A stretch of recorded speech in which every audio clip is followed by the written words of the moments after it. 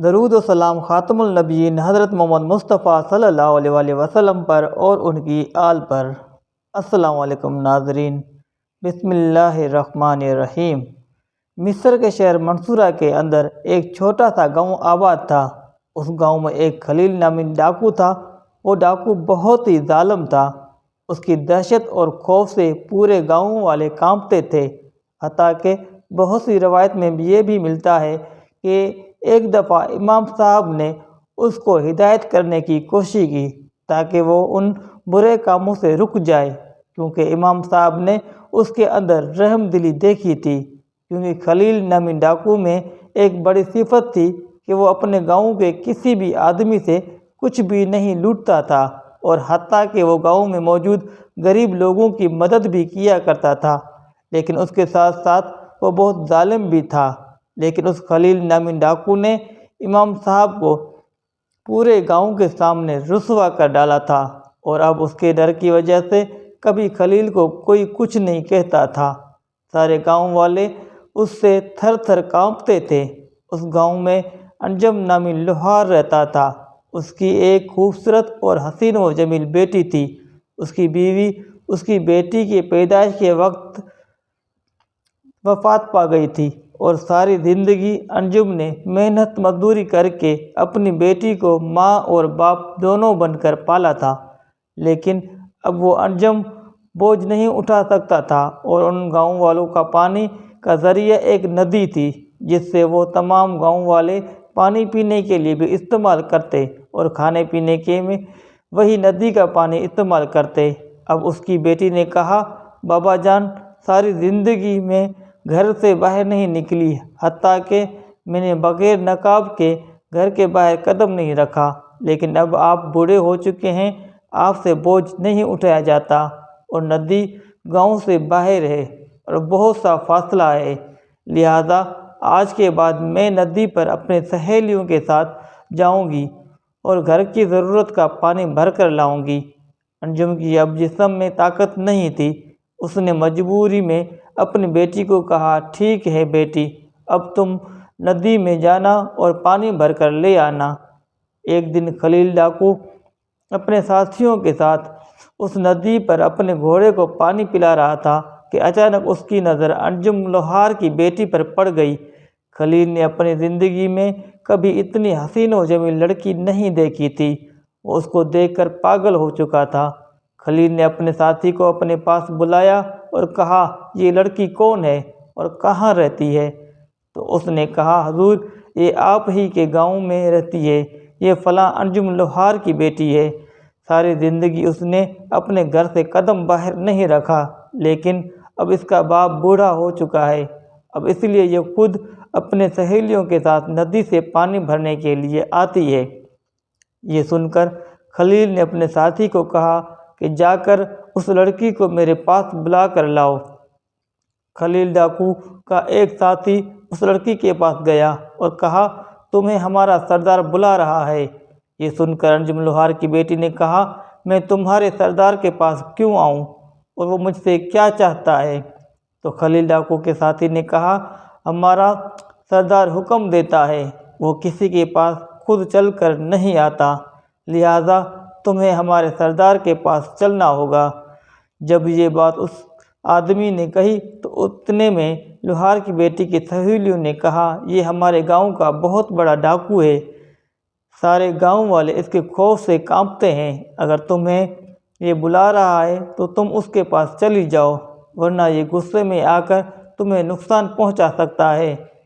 لوہار کی بیٹی خلیل ڈاکو کے پاس آئی اور کہا، تم مجھ سے کیا چاہتے ہو؟ تو اس نے کہا، میں نے تم جیسی خوبصورت حسین و جمیل لڑکی اپنی زندگی میں نہیں دیکھی، لہذا میں تمہیں پانا چاہتا ہوں، لیکن اگر میں چاہوں تو تیری عزت کو اسی جگہ پر بھی اتار سکتا ہوں، لیکن تم بہت خوبصورت ہو اور اسی وجہ سے میں تمہیں اجازت دیتا ہوں کہ تم سیدھا اپنے گھر جاؤ اور اپنے باپ کو جا کر کہنا کہ آج رات اپنے گدھے پر سوار ہو کر دوسرے گاؤں چلا جائے اور تمہیں گھر پر اکیلا چھوڑ دے، اور اگر تیرے باپ نے میری بات نہ مانی تو تیرے باپ سمیت تمہارے گھر کو آگ لگا دوں گا۔ یہ سن کر اس لڑکی نے خلیل ڈاکو کو منہ پر تھپڑ مارا اور کہا، اگر تم نے مجھے چھونے کی جرات بھی کی اور تم نے ہمارے گھر کے قریب آنے کی جرات بھی کی تو میں تمہارا منہ نوچ لوں گی۔ اور اس کے بعد وہ لڑکی وہاں سے چلی گئی۔ جب لوہار کی بیٹی نے تھپڑ مارا تھا تو اس کی سہیلیوں نے سمجھا کہ اب خلیل اس کو یہاں ننگا کر دے گا، لیکن خلیل نے اس سے کچھ نہ کہا اور غصے سے صرف دانت پیستا رہا۔ اس کی ساتھیوں نے کہا، حضور آپ اگر اجازت دیں تو ابھی اسی لڑکی کو ننگا کر دیں۔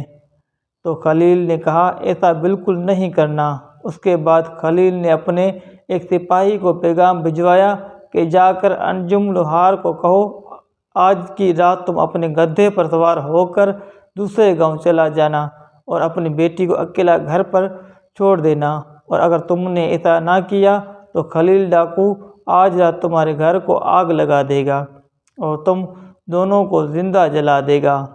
خلیل ڈاکو کا پیغام لے کر جب اس کا ساتھی انجم لوہار کے پاس پہنچا تو انجم لوہار خوف سے کانپنے لگا اور وہ بہت پریشان ہو گیا کہ اب یا تو ہم دونوں کو زندہ جلنا ہوگا یا پھر اپنی بیٹی کی عزت کو تار تار کروانا ہوگا۔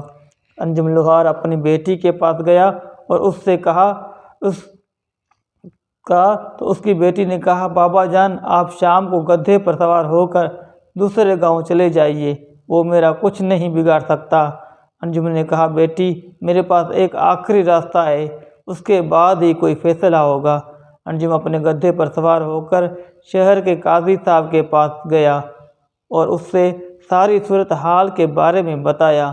جب قاضی نے خلیل ڈاکو کے بارے میں سنا تو اس نے کہا، ابھی اور اسی وقت اپنے گدھے پر سوار ہو اور اپنے گھر چلا جا۔ اگر خلیل کو صرف یہ پتہ چل گیا کہ تو میرے پاس مدد مانگنے کے لیے آئے ہو تو وہ میری بیٹی کو اٹھا کر لے جائے گا اور میں کچھ نہیں کر پاؤں گا۔ مجھے میری بیٹی بہت عزیز ہے اور مجھے میرا یہ عہدہ بھی بہت عزیز ہے۔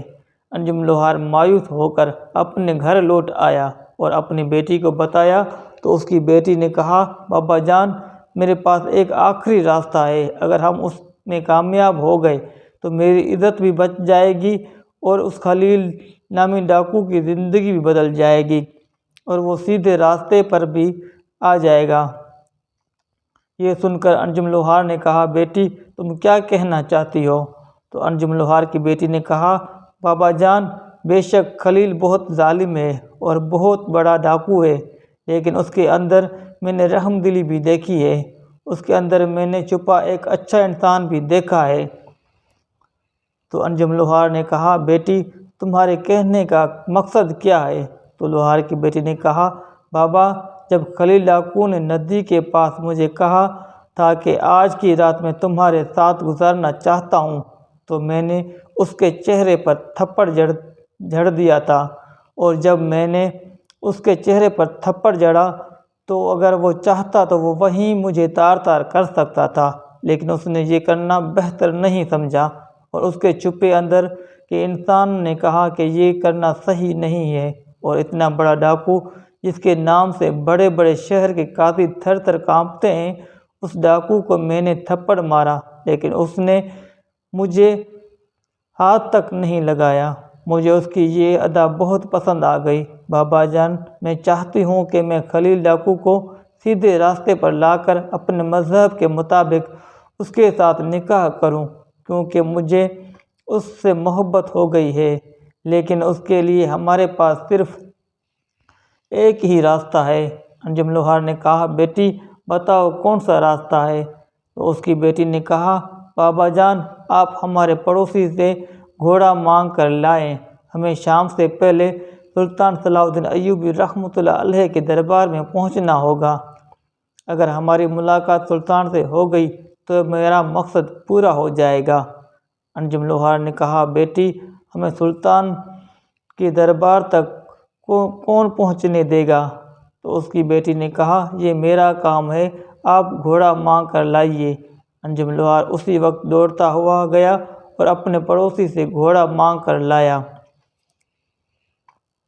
اس کی بیٹی اب گھوڑے پر سوار ہوئی اور سلطان صلاح الدین ایوبی رحمۃ اللہ علیہ کے دربار میں پہنچ گئی۔ سلطان صلاح الدین ایوبی رحمۃ اللہ علیہ عصر کی نماز پڑھ کر محل کے صحن میں داخل ہوئے تو اتنے میں دیکھتے ہیں کہ ایک خوبصورت اور حسین و جمیل لڑکی سامنے کھڑی ہے اور سپاہیوں کو کہہ رہی ہے کہ مجھے سلطان کے کمرے تک لے جاؤ۔ یہ منظر دیکھ کر سلطان صلاح الدین ایوبی رحمۃ اللہ علیہ نے دیکھا تو سلطان نے حکم دیا کہ ابھی اور اسی وقت اس لڑکی کو میرے کمرے میں لے آؤ۔ جب اس لڑکی کو سلطان صلاح الدین ایوبی رحمۃ اللہ علیہ کے کمرے میں لایا گیا پھر اس لڑکی نے سلطان کو کہا، حضور میری ایک درخواست ہے کہ آپ اپنے قریبی سپاہیوں کو باہر بھیج دیں۔ سلطان بڑا حیران ہو گیا کہ آخر یہ لڑکی کہنا کیا چاہتی ہے۔ پھر سلطان نے اپنے سپاہیوں کو کہا کہ تم باہر چلے جاؤ۔ سپاہی باہر چلے گئے تو اس لڑکی نے سلطان صلاح الدین ایوبی رحمۃ اللہ علیہ کو کہا، حضور میں فلاں گاؤں سے آئی ہوں، میں انجم لوہار کی بیٹی ہوں۔ میرا بابا نے ساری زندگی مشکلات میں گزاری اور مجھے عزت کے ساتھ بڑا کیا، لیکن آج رات اگر آپ نے ہماری مدد نہیں کی تو خلیل نامی ڈاکو میری عزت کو تار تار کر دے گا۔ یہ سن کر سلطان صلاح الدین ایوبی رحمۃ اللہ علیہ پیش میں آ گئے اور کہا، بتاؤ وہ کیا چاہتا ہے؟ تو انجم لوہار کی بیٹی نے کہا، سلطان صلاح الدین ایوبی رحمۃ اللہ علیہ کو شروع سے لے کر آخر تک مکمل بات تفصیل سے بتائی۔ تو یہ سن کر سلطان صلاح الدین ایوبی رحمۃ اللہ علیہ نے کہا، میں ابھی سپاہیوں کو حکم دیتا ہوں، وہ شام تک وہ خلیل نامی ڈاکو کو پکڑ کر میرے سامنے لے آئیں گے اور میں اس کا سر قلم کر دوں گا۔ تو یہ سن کر اس لڑکی نے کہا، حضور میں ایسا نہیں چاہتی۔ تو سلطان نے کہا، جو ڈاکو تیری عزت لوٹنا چاہتا ہے تم اس کی جان بچانا چاہتی ہو، آخر بات کیا ہے؟ تو اس لڑکی نے کہا، سلطان معظم میں نے اس ڈاکو کو پیچھے ایک اچھا انسان دیکھا ہے، میں چاہتی ہوں کہ کوئی ایسی ترکیب نکالی جائے جس سے وہ خلیل نامی ڈاکو سیدھے راستے پر آ جائے اور میری عزت بھی بچ جائے۔ یہ سن کر سلطان صلاح الدین ایوبی رحمۃ اللہ علیہ بڑی سوچ میں پڑ گئے اور پریشانی کی حالت میں ادھر ادھر ٹہلنے لگے۔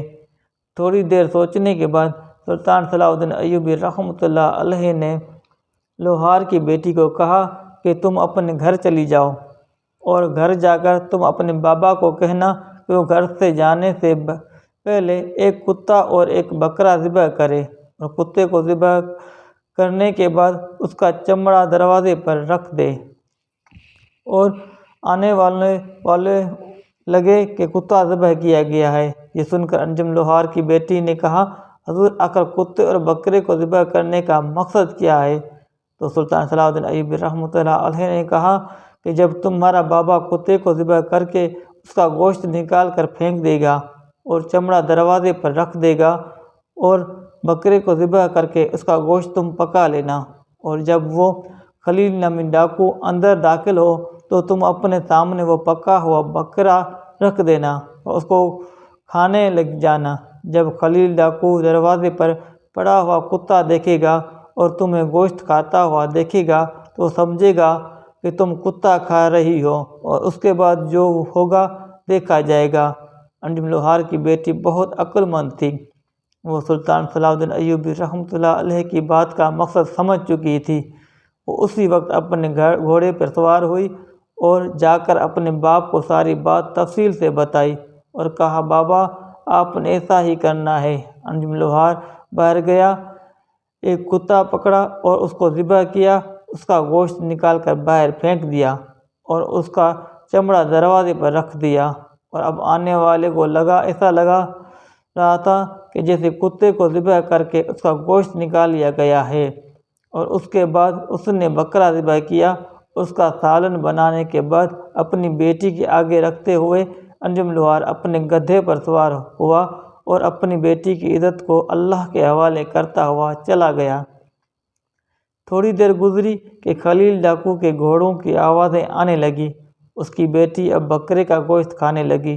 جیسے ہی خلیل ڈاکو اندر داخل ہوا تو اس نے دروازے پر پڑا ہوا کتا دیکھا اور پھر لوہار کی بیٹی کو کھانا کھاتے ہوئے دیکھا تو اس نے نفرت میں کہا، یہ تم کیا کھا رہی ہو؟ تو لوہار کی بیٹی نے کہا کیوں، کیا ہوا؟ تو اس نے پھر نفرت میں کہا بتاؤ یہ تم کیا کھا رہی ہو؟ تو انجم لوہار کی بیٹی نے کہا تمہیں نظر نہیں آتا ہمارے پاس کھانے کے لیے کچھ نہیں تھا، میں نے کتا ذبح کیا اور اسی کا پکا ہوا گوشت کھا رہی ہوں۔ جب یہ بات خلیل ڈاکو نے سنی تو وہ لوہار کی بیٹی سے دور کھڑا ہو گیا اور سخت نفرت کرنے لگا اور اس کے بعد واپس جانے لگا تو اتنے میں پیچھے سے لوہار کی بیٹی نے آواز دی اور کہا خلیل کیا ہوا، تم واپس کیوں جا رہے ہو؟ اس لڑکی کو پانے کے لیے تم نے اتنا انتظار کیا، اب خالی ہاتھ لوٹ کر کیوں جا رہے ہو؟ تو اس نے کہا جو لڑکی کتے کا گوشت کھا سکتی ہے میں اس کو چھونا بھی نہیں چاہتا، پانا تو دور کی بات ہے۔ تو یہ سن کر لوہار کی بیٹی مسکرانے لگی اور کہا ذرا اپنے بارے میں تو سوچو، میں نے صرف کتے کا گوشت کھایا اور تم مجھے ہاتھ نہیں لگانا چاہتے۔ تم خود سوچو جب تم مرو گے تو کیا ہمارا نبی تمہیں اپنے سینے سے لگائے گا جس نے اپنی زندگی میں کتنے لوگوں کو لوٹا، کتنوں کا قتل کیا، کتنوں کا خون بہایا؟ کیا تم جیسے انسان کو اپنا اللہ اپنے سامنے آنے دے گا؟ تمہارا اپنے بارے میں کیا خیال ہے؟ کیا اپنے بارے میں کبھی سوچا؟ جب انجم لوہار کی بیٹی نے یہ بات کہی تو اس کی باتیں خلیل نامو ڈاکو کے دل پہ جا لگی۔ وہ وہیں رک گیا اور سوچنے لگا اور یہ دل ہی دل میں سوچنے لگا اس لڑکی نے صرف کتے کا گوشت کھایا اور میں اس سے اتنی نفرت کرنے لگا ہوں۔ سوچنے کی بات یہ ہے کہ جس انسان نے ساری زندگی لوگوں کی عزت کو لوٹا، حرام کا مال کھایا، جس نے اپنی زندگی میں کبھی ایک نوالا حلال کا نہیں کھایا، کیا وہ قبر میں اپنے نبی کے سامنے کیسے پیش ہوگا؟ میرا انجام کیا ہوگا؟ میرا اللہ مجھ سے کتنی نفرت کرتا ہوگا؟ یہی سوچ سوچ کر وہ اسی وقت زمین پر گرا اور اللہ سے معافی مانگنے لگا اور کہا اے میرے مالک، مجھ سے بہت بڑا گناہ ہو گیا، آج تک میں بڑے بڑے گناہ کرتا رہا لیکن مجھے پتہ ہی نہ چلا کہ آخر میں کس منزل کی طرف جا رہا ہوں۔ جب یہ منظر انجم لوہار کی بیٹی نے دیکھا تو وہ مسکرانے لگی۔ تو خلیل نے کہا تم مسکرا کیوں رہی ہو؟ کیا؟ تو اس نے کہا یہ جو تو سامنے تمہارے گوشت پڑا ہے یہ بہت قیمتی ہے۔ اس نے کہا یہ کیسے قیمتی ہے؟ یہ تو کتے کا گوشت ہے۔ تو اس نے کہا نہیں، یہ بکرے کا گوشت ہے، صرف تمہیں سبق سکھانے کے لیے میں نے کتے کو ذبح کروایا۔ اب یہ گوشت میرے لیے دنیا جہان کے سونے سے بھی زیادہ قیمتی ہے۔ اس کے بعد انجم لوہار کی بیٹی نے اپنی محبت کا اظہار خلیل نامی ڈاکو سے کر دیا اور اس کے بعد ان دونوں نے نکاح کر لیا اور خلیل نامی ڈاکو نے ساری زندگی کے لیے چوری اور ڈاکو اور زناکاری کے جیسے گناہ سے توبہ کر لی اور اس کے بعد انجم لوہار کے ساتھ محنت مزدوری کر کے زندگی گزارنے لگا۔ اور وہی خلیل ڈاکو جس کے نام سے شہر کے بڑے بڑے سردار اور قاضی تھر تھر کانپتے تھے، گاؤں کی لڑکیاں نام سنتے ہی اپنا خیموں میں چھپ جایا کرتی تھی، جس کا نام سن کر بچے رونا بند کر دیتے تھے، وہی ڈاکو سلطان صلاح الدین ایوبی رحمۃ اللہ علیہ کی عقل مندی اور انجم لوہار کی پاکیزہ لڑکی کی وجہ سے، بہادری کی وجہ سے وہ اتنا نیک اور رحم دل انسان بن گیا اور اتنا عاجز بن گیا کہ خود اتنا دولت ہونے کے بعد بھی اپنے باپ یعنی اپنی بیوی کے باپ کے ساتھ لوہار کا کام کرتا تھا۔ اور اس کے بعد اس گاؤں میں خلیل کی وجہ سے اس گاؤں میں کبھی کسی کو کوئی تنگی نہیں آئی اور وہ گاؤں بہت ترقی کرنے لگا۔